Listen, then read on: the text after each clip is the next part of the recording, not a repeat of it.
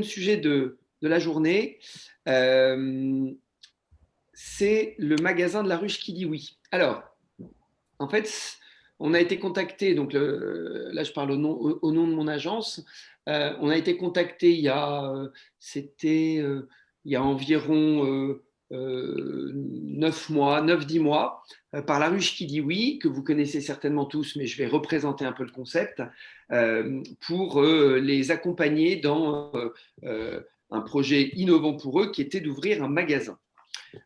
Alors, la ruche qui dit oui, je pense que vous êtes nombreux à connaître, mais j'en reparle un tout petit peu quand même. Donc, la ruche qui dit oui, à l'origine, c'est une plateforme de e-commerce qui met en relation des producteurs locaux et des consommateurs. Et en fait, ce sont les producteurs qui fixent les prix. Et auxquels se rajoute une marge qui est celle de la ruche qui dit oui, mais c'est vraiment les producteurs qui fixent les prix. Et ensuite, une fois qu'ils ont mis leurs produits en ligne, les membres vont pouvoir faire leurs courses et puis aller récupérer auprès des responsables de ruches. Souvent, c'est une fois dans la semaine ou une fois dans le mois, ça dépend de l'activité des ruches. Donc, en fait, vous avez passé votre commande en ligne auprès de ces producteurs locaux, puis vous allez récupérer tous vos produits dans une ruche. Voilà, la mienne, c'est le samedi entre 11h et midi. Hop, je récupère tous mes produits. Voilà, et donc c'est vraiment ce principe de circuit court, mais de circuit court autonome, puisque ce sont les producteurs qui mettent leurs produits en ligne et qui fixent les prix. Donc, il y a évidemment un grand sourcing de producteurs locaux. Et puis, en tout, aujourd'hui, il y a 210 000 membres en Europe, puisque en France, ça s'appelle la ruche qui dit oui. Et à l'étranger, ils ont développé le concept sous le nom de The Good Company. Et avec toujours évidemment les mêmes valeurs. Et voilà. Donc, c'est quand même 210 000 personnes qui aujourd'hui consomment via la ruche qui dit oui. Voilà, et donc ce sont évidemment des produits locaux, des produits fermiers gourmands, il y a beaucoup de bio, beaucoup d'agriculture raisonnée. Mais c'est aussi une plateforme sociale pour recréer du lien. En fait, il y a des événements qui sont organisés. Il y a la ruche qui dit oui. Il y a un magazine qui est hyper intéressant, qui présente aussi bien des recettes de saison que des portraits de personnes qui sont engagées ou que de thématiques écologiques. Et quand vous allez sur leur Insta ou sur Facebook, là aussi, en fait, la ruche envoie régulièrement des informations sur des initiatives, des choses qu'on peut faire au niveau, au niveau de notre démarche personnelle, écologique quotidienne. Voilà, donc c'est vraiment tout ça la ruche. Et ils nous ont dit, bah voilà, on peut créer un magasin à énergie positive. Donc en fait, l'idée pour eux, c'était de dire que on vend déjà via la ruche, mais la ruche, bah, vous pouvez y aller que le samedi entre 11h et midi, ou pour une autre ruche, ça va être le jeudi entre 14h et 16h. Donc voilà, ce n'est pas toujours aussi accessible que ça. Il y a maintenant la ruche à la maison, donc vous pouvez être livré à domicile, mais on aimerait en plus commencer à ouvrir des boutiques qui permettent aux clients de nous retrouver sur des plages horaires encore plus grandes. Voilà, et donc on a développé cette thématique avec eux du magasin à énergie positive. Donc ça se veut d'abord un magasin joyeux, empreint de bonne humeur. Je reviendrai un petit peu sur les codes qui ont été travaillés, mais qui sont évidemment ceux de la marque. Un magasin incarné qui met l'humain au cœur. En fait, il y a les responsables de ruches, historiquement, ce sont vraiment des animateurs de communauté. Et ce que veut faire la ruche qui dit oui avec ce magasin, c'est que le responsable de la ruche soit aussi un animateur de communauté et de quartier au niveau de son magasin. Voilà, un magasin qui donne le pouvoir aux producteurs et aux consommateurs, vous avez compris le concept. Et enfin, un magasin centré sur l'essentiel et économe. Et donc, ce dernier point, c'est essentiellement celui-là que je vais développer, c'est qu'en fait, on leur a proposé de travailler sur plusieurs axes d'éco-conception. Et évidemment, compte tenu des valeurs de la ruche qui dit oui, ils ont tout de suite sauté dessus et au contraire sont devenus très volontaires dans la démarche. Donc, on a appliqué avec eux notre méthode qu'on appelle Green Griff, donc qui est notre signature verte, et on a travaillé sur un certain nombre d'éléments. Le premier, c'était tout ce qui était réduction de matière. Et à nouveau, après, je vais développer avec les images du concept pour que vous vous rendiez compte. Mais voilà, on a utilisé cette grille. On avait déjà présenté dans un Green Day ou un atelier précédent, avec donc la réduction de matière et notamment, vous verrez, on a essayé de garder un maximum de choses de la coque existante pour pas déposer notamment les faux plafonds, etc. Et puis en recréer. Donc ça, c'est de la réduction de matière. Il y a aussi des mobiliers qu'on n'a pas fabriqués, et vous verrez pourquoi. L'utilisation de matériaux alternatifs, bois de réemploi, peinture, etc. Le réflexe réemploi, vous verrez notamment sur du bois ou sur le mobilier qui est fait à base de cagettes. Les ressources made in local, en travaillant essentiellement avec des fabricants made in France. Et puis évidemment, le produit, lui, est évidemment très local. La signalétique responsable, là aussi des techniques de fabrication. La réduction énergétique avec beaucoup de lumière naturelle et puis également tout ce qui est source LED et le confort intérieur à travers à la fois le choix de peinture sans COV et puis également c'est un magasin qui peut s'ouvrir ou se fermer en fonction des saisons. Alors je vais rentrer un peu plus dans le détail.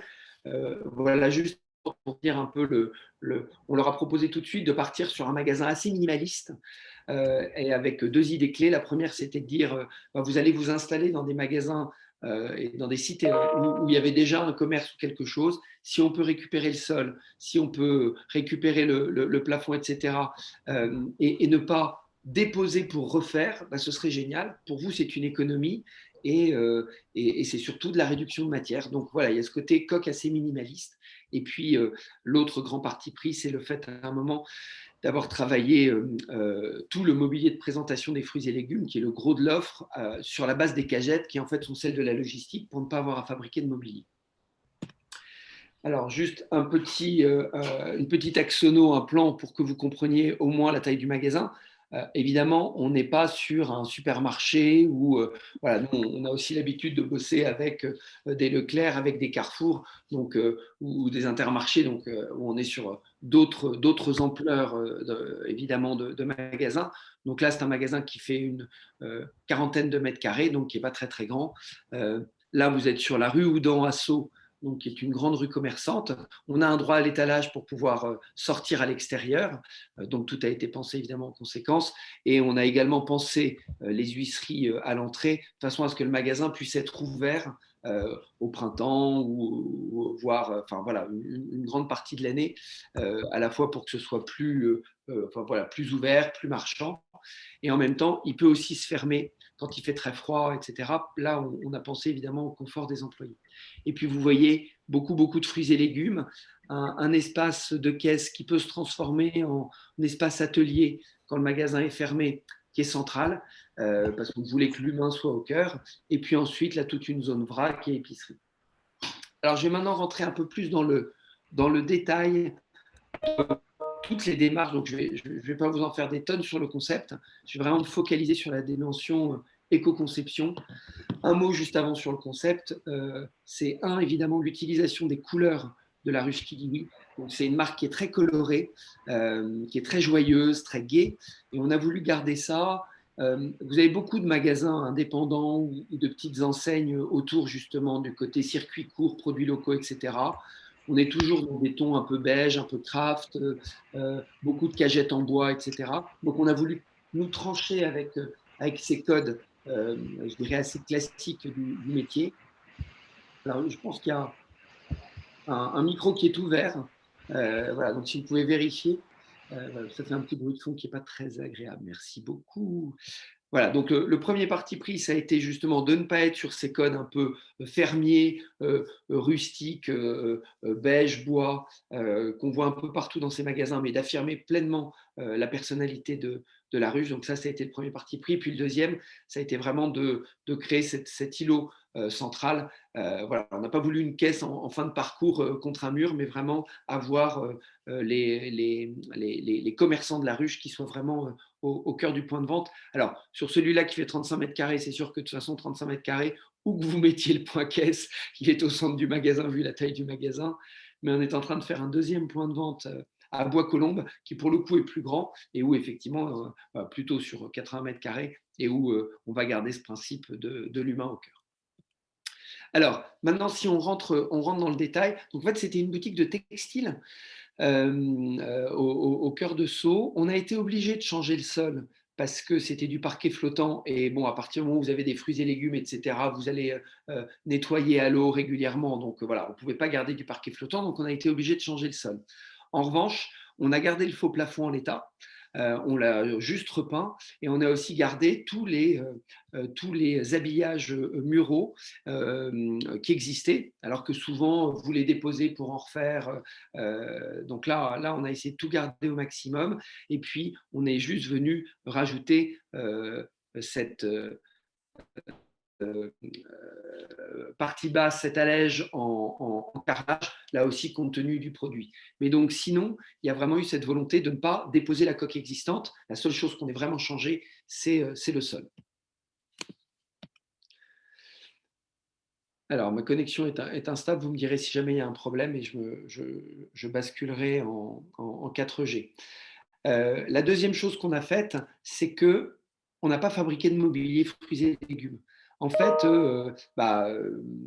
on s'est dit, après tout, on va entretenir un peu cette idée du marché, cette idée de produits qui viennent en direct du consommateur. Et donc, en fait, on a utilisé les cagettes de la logistique, qui en plus ont ce côté très gai, très joyeux, pour stocker le produit. Bon, ben voilà, on dit souvent que le meilleur déchet est celui qu'on n'a pas produit. Ben, nous n'avons pas produit de mobilier pour le fruits et légumes, mais donc la cagette euh, est donnée par la ruche Kidiwi au producteur. Le producteur l'envoie à la plateforme de la ruche Kidiwi ou au magasin, et voilà, et ça part direct. Donc c'est à la fois évidemment plus économique d'un point de vue logistique, mais surtout, on n'a pas eu à fabriquer de mobilier fruits et légumes. Donc ça a été aussi dans l'économie de la fonctionnalité un parti pris fort. Voilà, troisième point, on a utilisé des cagettes françaises. Voilà, donc là aussi, c'était plus facile d'aller sur des cagettes made in China un peu moins chères, mais notre client nous a accompagnés sur ce parti pris d'avoir des cagettes françaises. C'est un client qui, évidemment, son origine, est un client hyper engagé. Voilà, dès qu'il a fallu faire des choix plus RSE, plus écologique, même si c'était plus cher, ils l'ont fait, mais c'est toujours resté voilà, dans une certaine maîtrise financière. Et finalement, quand par exemple, vous ne refaites pas le faux plafond, vous ne refaites pas les murs, bah, vous faites des économies sur le lieu. Quand vous ne fabriquez pas les mobiliers de fruits et légumes, vous faites des économies, et une partie de ces économies sont réinvesties dans d'autres choix, voilà, un peu plus coûteux, comme par exemple avoir des cagettes françaises, celles de Gilac. Ensuite, bon, au niveau de l'éclairage, je dirais que là, on est sur des solutions assez classiques, hein. On a fait appel à du LED. On est passé par un fabricant français qui s'appelle Trato. Et puis, ils ont passé un contrat d'électricité avec Enercop. Bon, voilà, là, on est sur des solutions un peu plus classiques. Un petit détail aussi sur la lumière naturelle. Donc là, on voit de l'autre côté du magasin, on voit à la fois effectivement le fait d'avoir à cet endroit, comme c'est un petit magasin, on a quand même besoin de maximiser le linéaire. Mais vous voyez ici, on a choisi un mobilier sans fond qui permet à la fois de laisser passer la lumière depuis la vitrine et puis qui permet, quand vous êtes dans la rue, de voir le produit et encore une fois à l'intérieur de permettre d'avoir un maximum de lumière naturelle. Et puis c'est pareil évidemment sur cette vitrine-là où on a choisi de présenter le fruits et légumes en partie basse, à nouveau pour avoir un maximum de lumière, même si au final c'est un choix qui voilà, vous fait perdre du linéaire développé en mural. Et voilà, vous savez tous, pour ceux notamment qui travaillent sur des petits magasins en centre-ville, que le linéaire développé en mural, c'est enfin voilà, ça, c'est quelque chose d'important dont on a besoin. Alors ensuite, sur les matériaux alternatifs, on a travaillé sur des peintures. Alors notamment, là vous avez une peinture ardoise française Lagae, ce joli rouge corail. Et par ailleurs, on a travaillé sur des peintures écolabellisées Héliopure, donc voilà, qui ont un certain nombre de labels. Mais pareil, on voulait des peintures qui soient plus naturelles, plus bio, et encore une fois, un tout petit peu plus cher, mais le client nous a suivis là-dessus. Et on n'a pas hésité à certains endroits à venir mettre des petits éléments de communication que le client ne verra peut-être pas, ou peut-être qu'il le verra. Voilà, c'est des petits clins d'œil sur le fait de dire qu'on essaye d'être, en tant que La Ruche qui dit oui, cohérent avec nos valeurs du début jusqu'à la fin. Voilà, donc là, la peinture bio et naturelle, on en mangerait presque. Voilà, mais je précise quand même que ce n'est pas une peinture comestible. Voilà, donc c'est plus un jeu de mots qu'une vraie invitation à la gourmandise. Alors, on continue avec une autre dimension du, de l'éco-conception, c'est le réflexe réemploi. Il y a quelques mois, on a eu la Réserve des Arts qui est venue nous présenter leur activité.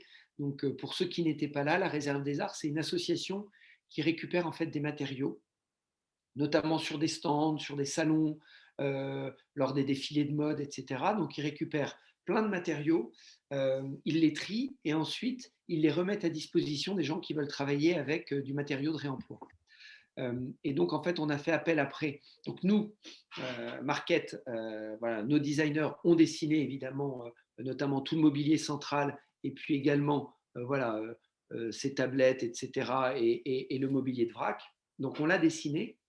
Ensuite, on est allé voir Savapu, qui est un petit collectif de designers constructeurs, et on leur a dit ben voilà, comment est-ce qu'on peut fabriquer ce mobilier de manière la plus éco-conçue possible.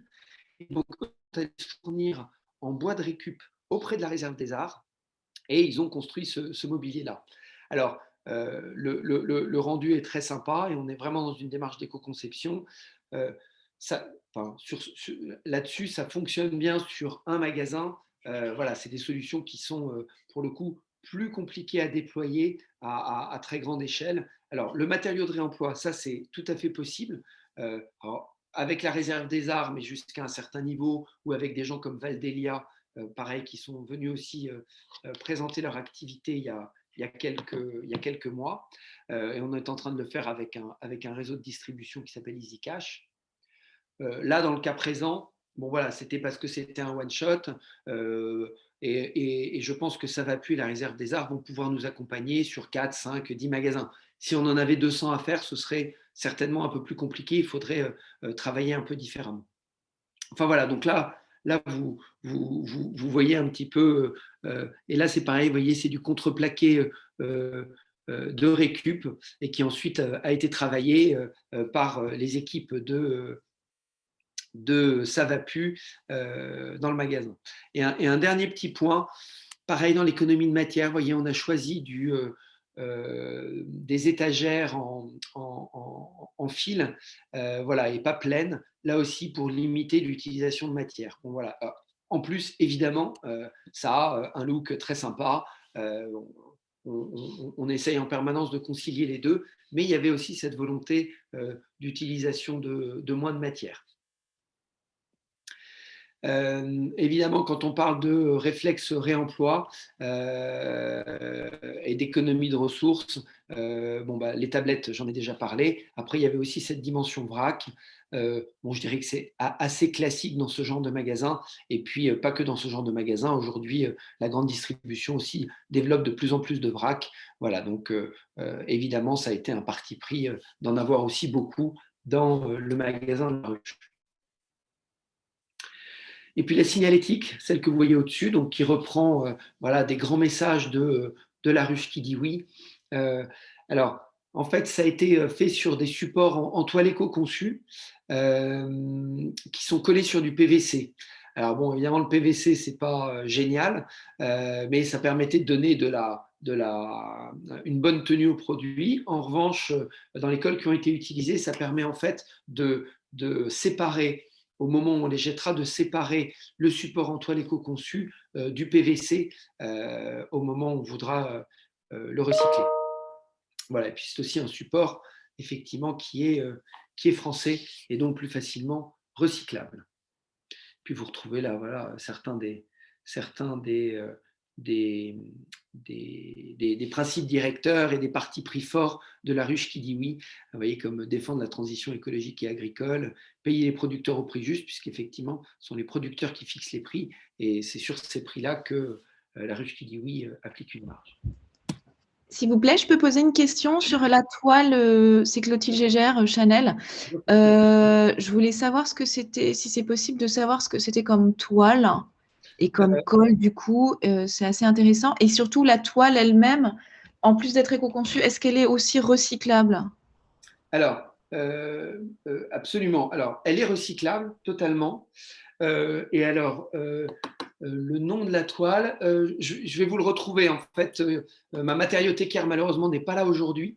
Donc, c'est elle qui vous aurait répondu avec beaucoup plus de précision. Mais je vais vous envoyer je vous enverrai un petit mail en parallèle avec le nom du Ouais, fabricant. super. Ouais, je suis Et assez les infos. intéressée, Oui, on bien a des sûr. problématiques comme ça. Et souvent, c'est un peu le problème, c'est qu'on fait des matériaux, parfois ils sont éco-conçus, mais ils ne sont pas recyclables derrière. Ou alors ils sont recyclables, mais c'est souvent une usine à gaz ou c'est des micro-filières.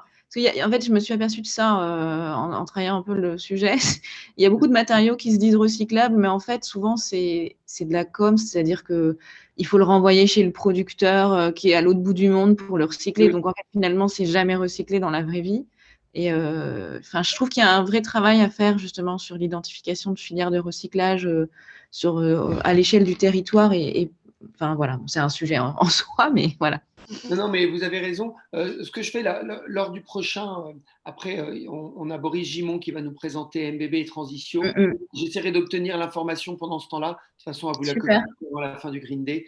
Euh, voilà, parce qu'effectivement, c'est des équipes plus techniques, etc., qui ont travaillé Oui, dessus. effectivement. J'aurai Ouais. une réponse plus précise que la mienne. Voilà. En tout Parfait. cas, Merci elle se beaucoup. voulait effectivement recyclable et française.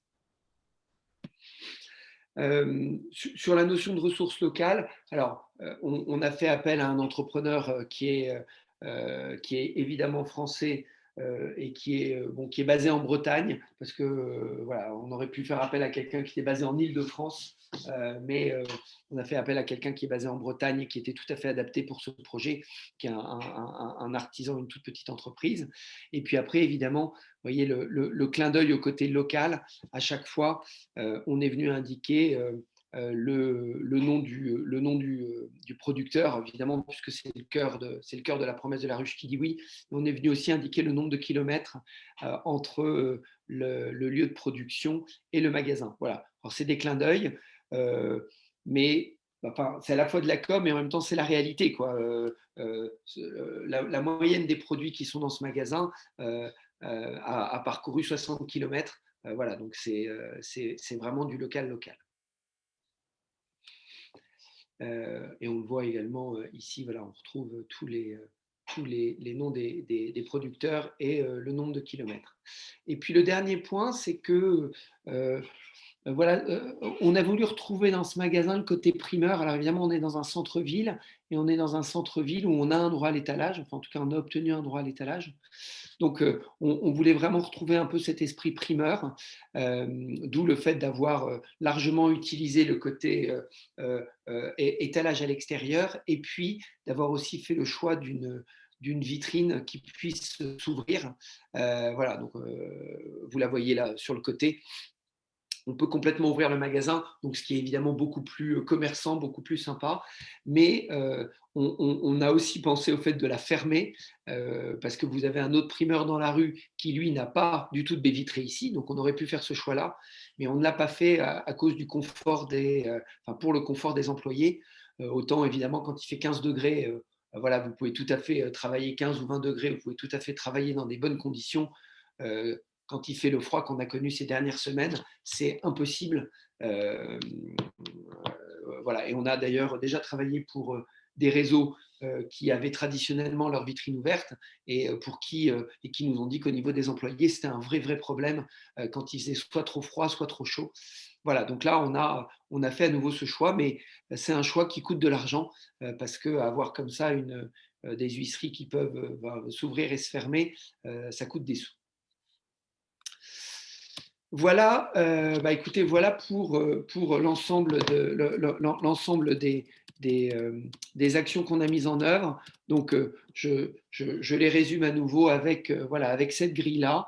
Donc, vous voyez, c'est plein de petites choses, mais à l'arrivée, ça fait un concept qui est quand même assez vertueux par rapport à, je dirais, l'essentiel des concepts qu'on voit à l'heure actuelle sur le marché. Voilà, donc si vous avez des questions, j'y répondrai avec plaisir.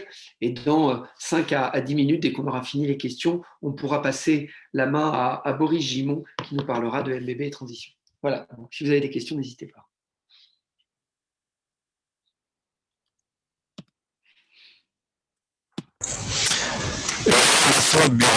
Juste une petite question parce que ça fait toujours polémique. Au niveau de l'utilisation des palettes dans les magasins, et par rapport aux normes anti-feu, vous n'avez jamais de problème par rapport à ça? Écoutez, alors, ça fait toujours polémique dans la grande distrie, ça fait toujours polémique un peu dans les différentes enseignes quand on utilise des palettes comme Ponton. C'est pour ça que je vois que vous avez utilisé des palettes, donc forcément vous allez te poser la question, je pense. Mais... Bien sûr. Alors, en fait, là, nous, l'avantage, c'est en fait, c'est un tout petit magasin, donc vous n'avez pas de tire-palette. C'est-à-dire que ce n'est pas des palettes qui sont utilisées par la logistique. En fait, elles sont posées là une fois, elles ne bougeront plus. Donc, en fait, elles ont été traitées spécialement. Donc, voilà. Alors qu'effectivement, dans la grande distribution, là où c'est plus compliqué, c'est qu'en fait, elles arrivent de l'entrepôt, vous les baladez à l'intérieur du magasin, donc c'est jamais la même palette. Alors que là, c'est la même palette qui va rester en place jusqu'au bout. Donc, voilà, donc c'est plus facile. Mais par rapport aux normes, parce que souvent, quand on ouvre un magasin, les commissions de sécurité nous demandent, au niveau du mobilier du magasin, dès qu'on a du bois, je ne sais pas si d'autres enseignes, notamment je pense à la Maison du Monde peut témoigner, mais nous demandent des normes anti-feu. Là, une palette, en l'occurrence, ça prend vite feu, donc vous n'avez jamais de soucis par rapport à ça. On n'en a pas eu en tout cas sur ce magasin. D'accord, ok. Alors, mais pareil, écoutez, voilà, j'avoue que je vais reposer la question à mes responsables techniques pour qu'ils me donnent une réponse encore plus précise là-dessus. C'est une tendance de fond, les palettes. Oui, oui. Non, mais en tout cas, nous, on l'utilise aussi dans la grande distribution très souvent. On n'a jamais eu le moindre problème. D'accord, ok. Mais là-dessus, sur ce magasin-là en particulier, je sais qu'elles ont été traitées. D'accord. Là, c'est encore différent. Merci Laurent. Est-ce qu'il y a d'autres questions? Moi, Philippe, j'aurais une question concernant le recyclage des LED, parce que j'ai pu m'apercevoir à plusieurs reprises que c'était quand même une problématique et je voulais savoir si ça avait été évoqué ou s'il y avait eu des retours par rapport au recyclage des LED. Écoutez, ça n'a pas été évoqué. Effectivement, on les a mis en place pour le côté consommation d'énergie, mais on n'a pas intégré ce point-là. C'est un bon point, effectivement. Je ne sais pas ce qui existe comme filière de recyclage des LED. Mais pareil, écoutez, c'est des très bonnes questions. Je vais essayer d'y apporter des réponses, une réponse s'il existe quelque chose.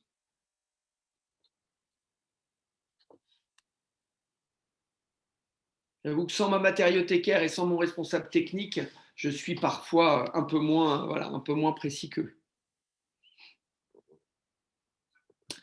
Est-ce qu'il y a encore d'autres questions? Non, mais sinon, est-ce que Boris est là? Je suis là.